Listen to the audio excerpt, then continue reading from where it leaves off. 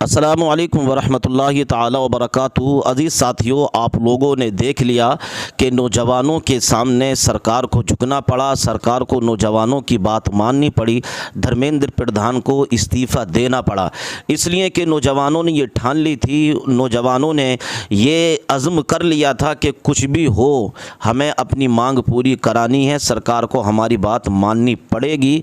हमें अगर हमारा जो है मनसब नहीं मिला, हमें अगर हमारी बात को नहीं सुना गया तो हम किसी भी हाल में बैठने के लिए तैयार नहीं हैं। डायरेक्ट ये जंतर मंतर पर युवाओं को नारा था कि जब तक धर्मेंद्र प्रधान इस्तीफ़ा नहीं देंगे तब तक हम किसी हाल में भी बैठेंगे नहीं। दोस्तों, तो सरकार को नौजवानों की बात माननी पड़ी। दोस्तों, पेपर लीक के मामले में ये इतना बड़ा जो है धरना प्रदर्शन हुआ कि पूरे मुल्क ही नहीं बल्कि पूरी दुनिया को इस धरना प्रदर्शन ने हिला कर रख दिया। अजीज़ साथियों, ये नौजवान तबका है, ये नौजवान जिस तरफ बढ़ते हैं, जिधर अपना कदम निकालते हैं तो ये झुकते नहीं हैं। बड़ी बड़ी ताकतें इनके सामने झुकती हुई नज़र आती हैं। ये नौजवान मेहनत कर कर के थक चुके थे, कई मरतबा पेपर लीक हो चुके। अब आप बताइए, जो बच्चे अपने कामों को छोड़कर अपनी ज़िंदगी पढ़ाई में लगाते हैं और उनकी ये तमन्ना होती है कि यार हमें कामयाबी मिलनी चाहिए, हम देश के लिए कुछ करें, अपने देश के लिए हम नौकरी करें, हमें हमारा रोज़गार भी मिले और हम अपने देश के लिए बेहतर करें, देश के लिए मेहनत करें। यही हर युवा का, हर नौजवान का सपना हुआ करता है। जब इस सपने को बार बार तोड़ा गया तो नौजवानों के दिल टूट गए, उनसे रहा न सका और जंतर मंतर पर वो भारी धरना प्रदर्शन किया कि सरकार को इनकी बात सुननी पड़ी।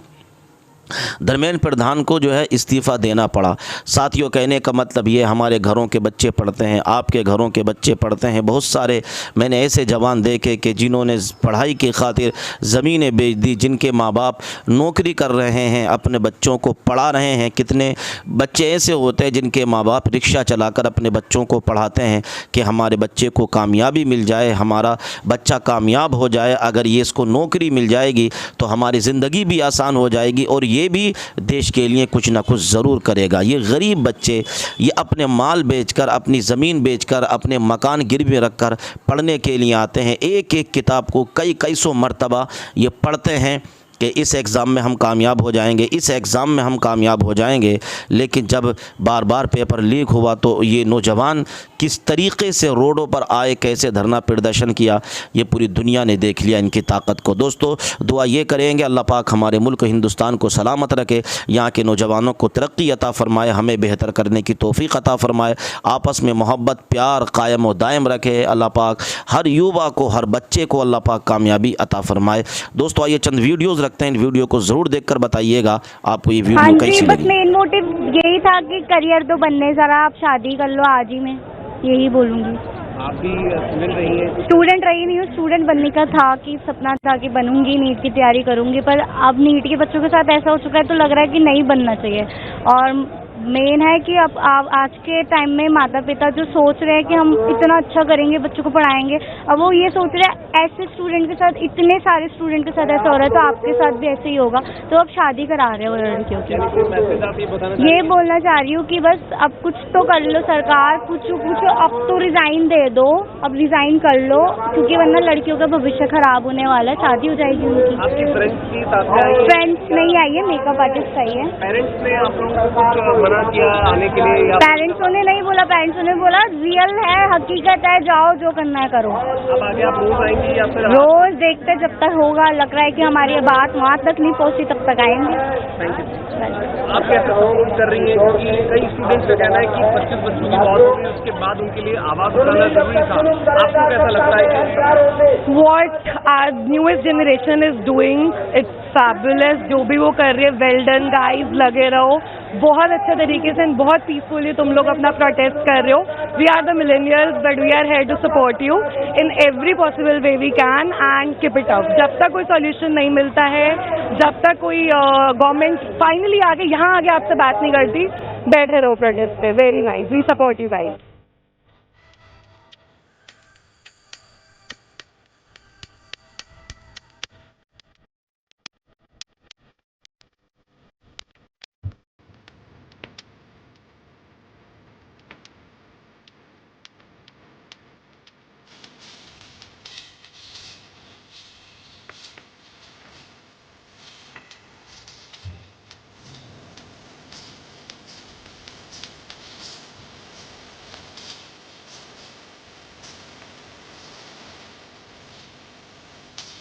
भी चुराते हैं।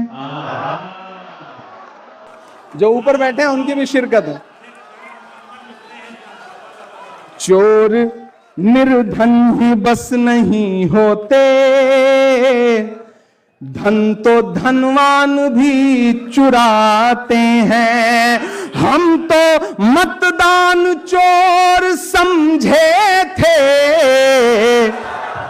हम तो मतदान चोर समझे थे, आप तो दान भी चुराते हैं, आप तो दान भी चुराते हैं।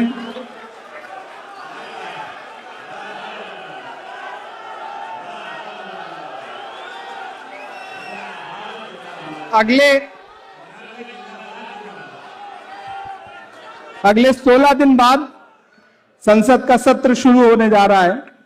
आप इतनी दुआ दीजिए कि मैं इसे वहां भी पढ़ सकूं कि चोर निर्धन ही बस नहीं होते, धन तो धनवान भी चुराते हैं। चोर निर्धन ही बस नहीं होते, धन तो धनवान भी चुराते हैं। हम तो मतदान चोर समझे थे, आप तो दान भी चुराते हैं, आप तो दान भी चुराते हैं। बहुत अच्छा सुना रहे हैं आप, बहुत अच्छा सुन रहे हैं आप, और इधर से भी बहुत अच्छा सुनाया गया। मसला यह है ना कि हमारे हुक्म के हमारे मुल्क के हाकिम का मसला ऐसा है कि वो एक आदमी बस में सफर करने के लिए चढ़ा और टिकट बनाने वाला जब उसके पास आया ना, उसने कहा पैसे